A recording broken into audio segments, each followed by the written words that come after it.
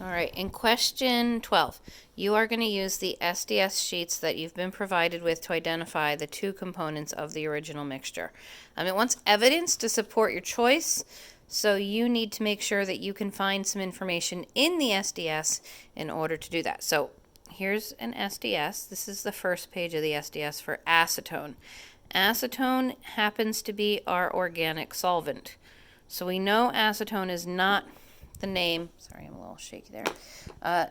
Acetone is not the name of our A or our B. On the front side, we've already practiced with using an SDS.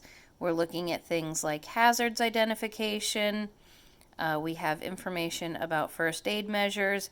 None of these are really going to be useful to us. So it's the second half of the SDS that we would use when we're looking at properties in order to figure out what we have for A and B. In particular, section 9, physical and chemical properties. It's going to tell us things like it's a liquid. It has a sweet, pungent odor. It is miscible, meaning it will dissolve with water. It will also dissolve with alcohol or other organic solvents. It is the organic solvent, though. So acetone is kind of off to the side. We don't really need a liquid to talk about here. So we need to flip through, and we'll start with B. As we flip through and we look at the different properties in the items in the SDS that you were provided with, we get to iron 3 oxide red. And red is a pretty good indicator that we might want to investigate this one more. So we look over here and we see in its physical properties, it's got a dark, dense red powder. That matches what we saw in our data. It's odorless. That should match if you happen to smell it. You're not supposed to smell it, but if you did, that would match what we saw. Insoluble in water, also something that we saw in our data. Remember, data is important to us. So when we look back here at the data, we saw red powder does not dissolve in water. So we know B is iron 3 oxide. Now, let's look at the SDS a little bit longer.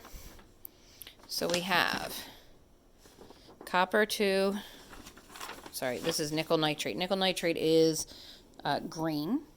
We never saw anything green. That's not going to work for us. We have copper 2 sulfate anhydrous. It does say it's a white powder, but then it says it dissolves in water. And we know that substance A does not dissolve in water, so it cannot be called copper 2 sulfate for substance A. Let's start here. We have magnesium. It says magnesium is a silvery white metal. That's not going to work for us. And we have salicylic acid. Salicylic acid is a white crystalline powder. It is odorless. It dissolves in many organic solvents. It says it's slightly soluble in water. That means it would dissolve a little teeny tiny bit in water. This pretty much matches everything we see about substance A. It is white powder. It does not really dissolve in water very well. It does dissolve in my solvent because I had no visible signs of A when I observed my mixture with the solvent. So we can write those down with some evidence. So A is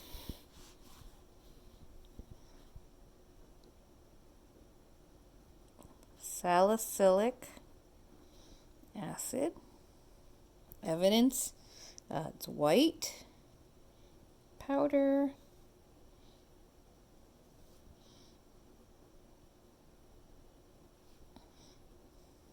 Dissolved in an organic solvent. Those are really good pieces of evidence there for us. B, iron 3 oxide. Red powder does not dissolve in water.